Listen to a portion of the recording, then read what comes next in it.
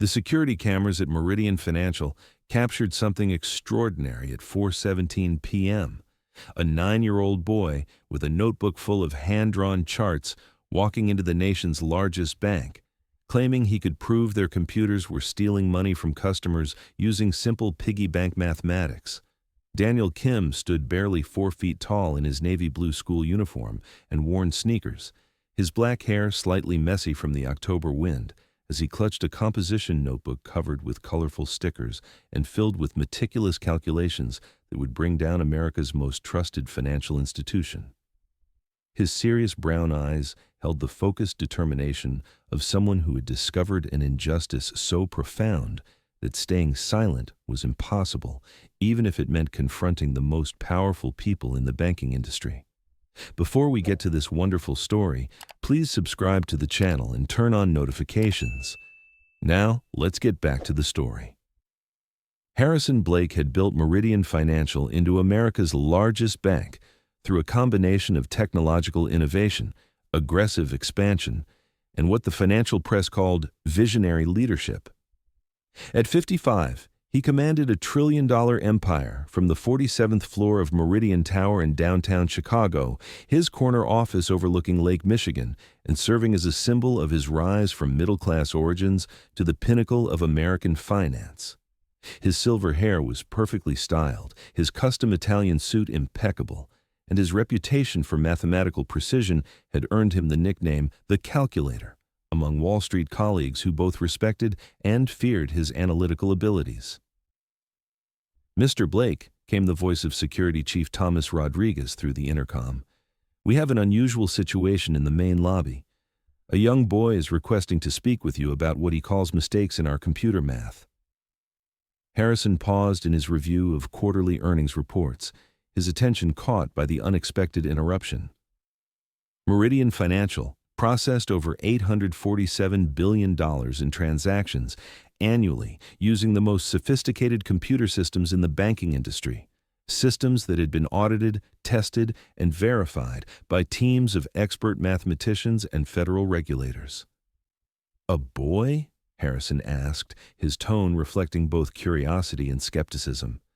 "Yes, sir, maybe 9 or 10 years old. He has a notebook full of calculations and insists there are errors in how we calculate interest on savings accounts. Security was about to escort him out, but his math appears to be quite sophisticated for a child." Harrison felt a flicker of interest despite the absurdity of the situation. Throughout his career, he had learned to pay attention to unexpected patterns and anomalies, even when they appeared in unlikely forms. Send him up, but have security accompany him.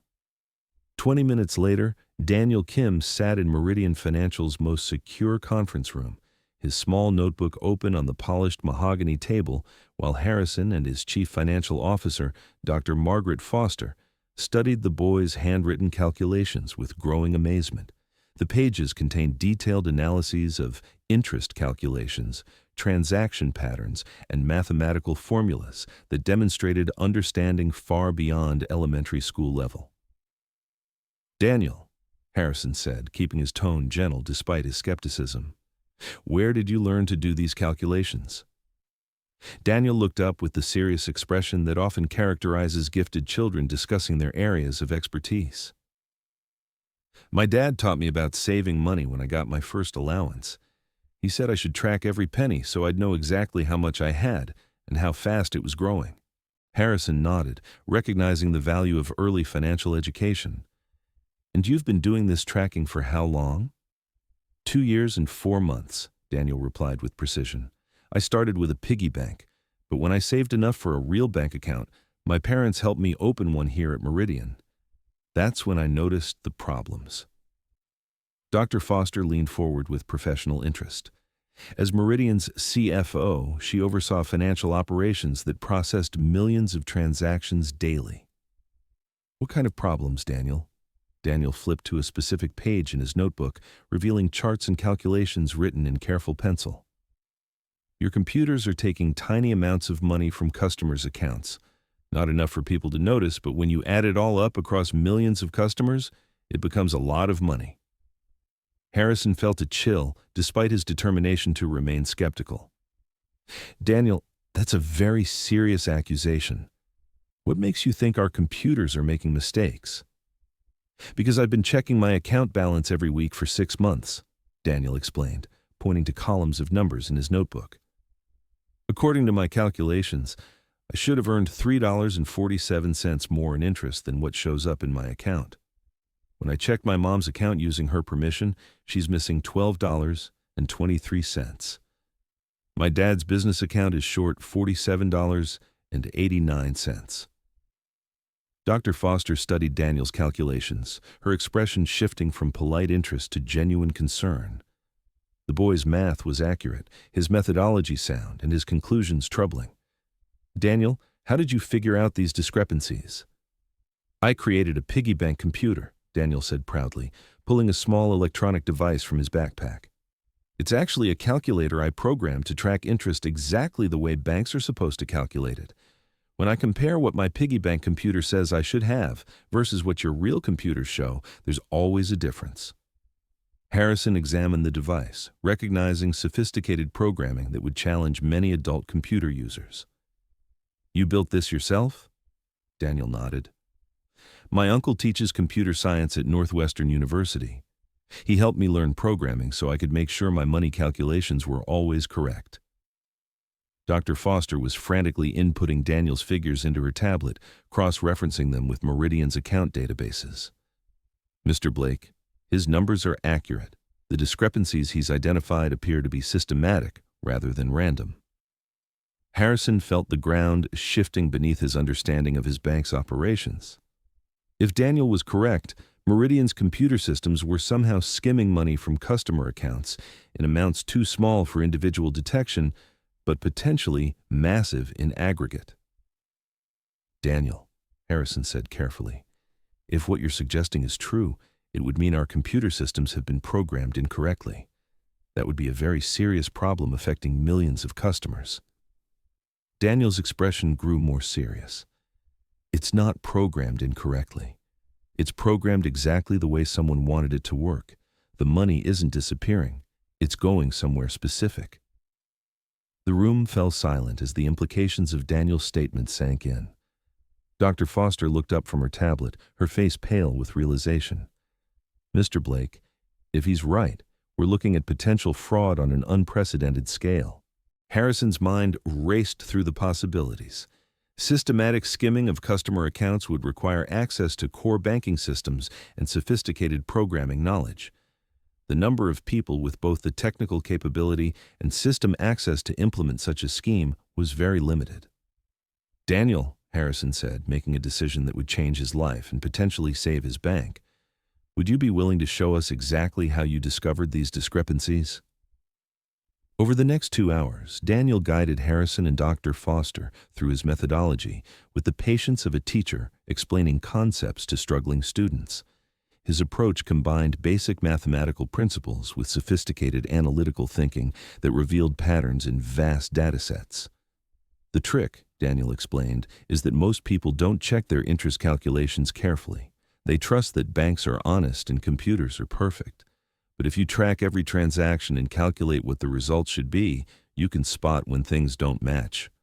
Harrison watched as Daniel demonstrated his piggy bank computer, showing how proper interest calculations differed from Meridian's reported figures. The differences were small in individual cases, but represented millions of dollars when multiplied across the bank's customer base. Daniel, do you have any idea where this missing money might be going? Dr. Foster asked. Daniel nodded, flipping to another section of his notebook. I've been tracking the patterns. The money isn't being stolen randomly. It's being collected systematically and transferred to specific accounts. I think someone inside your bank is stealing from customers in a way that's almost impossible to detect. Harrison felt a mixture of admiration for Daniel's analytical skills and horror at the implications of his discoveries. Daniel, what you're describing would be the largest banking fraud in American history. I know, Daniel replied simply. That's why I came to tell you. My dad says when you know about something wrong, you have a responsibility to speak up, even if it's scary. Dr. Foster was already assembling a team of internal auditors and forensic accountants to investigate Daniel's findings. Mr. Blake, we need to implement immediate containment protocols while we determine the scope of this issue. Harrison nodded, understanding that the next few hours would determine whether Meridian Financial survived the biggest crisis in its history. Daniel, I need to ask you to keep this conversation confidential while we investigate. Can you do that? Daniel considered the request with the seriousness that characterized all his responses. Will you fix the problem and give people back their money? If your calculations are correct, absolutely, Harrison assured him. We'll make sure every affected customer is compensated fully. Then I won't tell anyone, Daniel agreed. But I want to help with the investigation. I know more about these patterns than anyone else. Over the following week, Daniel Kim became an unlikely consultant in the most complex financial investigation in Meridian's history. His piggy bank mathematics provided the foundation for forensic audits that revealed a systematic fraud scheme involving 3 senior executives and compromised computer systems. The investigation uncovered that Robert Chen, Meridian's head of information technology, had collaborated with 2 accomplices to program subtle modifications into the bank's interest calculation algorithms. The modifications rounded down customer interest payments by fractions of pennies, directing the accumulated funds to hidden accounts controlled by the conspirators. The scheme was brilliant in its simplicity, Dr. Foster explained to Harrison during their daily briefing. Individual customers lost so little money that the discrepancies were virtually undetectable, but across 12 million accounts, the accumulated theft totaled over $340 million annually. Harrison sat in stunned silence, processing the magnitude of betrayal within his own organization. How long had this been operating? Based on Daniel's analysis in our forensic audit, approximately 4 years, Dr. Foster replied. The total theft approaches $1.4 billion. Daniel, who had been sitting quietly during the briefing, looked up from his notebook where he'd been calculating restitution amounts. Mr. Blake, what happens to the people who stole the money? Harrison met the boy's direct gaze, understanding that Daniel's question went beyond curiosity to fundamental concerns about justice and accountability. They'll be prosecuted to the full extent of the law. What they did was stealing from millions of families, including yours. And what happens to you?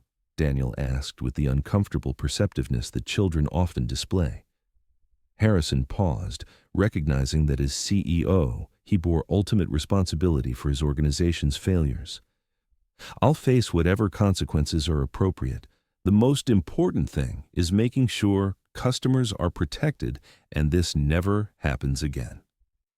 Daniel nodded thoughtfully. My dad says that real leaders take responsibility when things go wrong, even if they didn't cause the problems themselves. The wisdom in Daniel's observation struck Harrison with unexpected force. Throughout his career, he had focused on maximizing profits and maintaining competitive advantage. A 9-year-old boy had reminded him that true leadership meant protecting the people who trusted him with their financial security. The public revelation of the Meridian Financial fraud scandal sent shockwaves through the banking industry and financial markets. Harrison Blake's decision to immediately disclose the scheme, implement full customer restitution, and cooperate completely with federal investigators was unprecedented in an industry known for minimizing disclosure and fighting regulatory oversight. Meridian Financial sets new standard for corporate accountability, read the headline in the Wall Street Journal. CEO Harrison Blake's transparent response to internal fraud demonstrates leadership that prioritizes customer protection over profit protection. Daniel Kim became an overnight sensation when his role in exposing the fraud was revealed. Media outlets struggled to comprehend how a 9-year-old's piggy bank mathematics had accomplished what federal regulators and sophisticated auditing firms had failed to detect.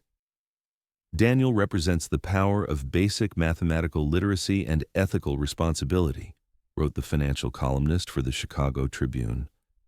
His story reminds us that financial oversight requires not just sophisticated technology, but fundamental honesty and attention to detail.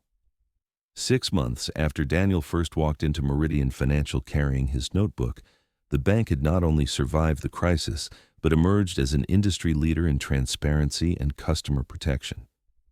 Harrison Blake had voluntarily reduced his own compensation by 70%, directing the funds toward enhanced fraud detection systems and customer education programs. Daniel continued his mathematical studies with support from a scholarship program established by Meridian Financial. His piggy bank computer had evolved into sophisticated software that helped other banks identify potential fraud patterns before they could harm customers. "Mr. Blake," Daniel said during one of their regular meetings, "I've been thinking about other ways banks could be more helpful to families like mine." Harrison smiled, having learned to value Daniel's insights more than those of many professional consultants. "What ideas do you have?" "What if banks taught kids about money the way my dad taught me? Not just about saving, but about understanding how all the math works so they can protect themselves." The suggestion led to the development of Meridian's Young Financial Leaders Program, which provided mathematical literacy education to elementary school students while teaching them to be informed consumers of financial services.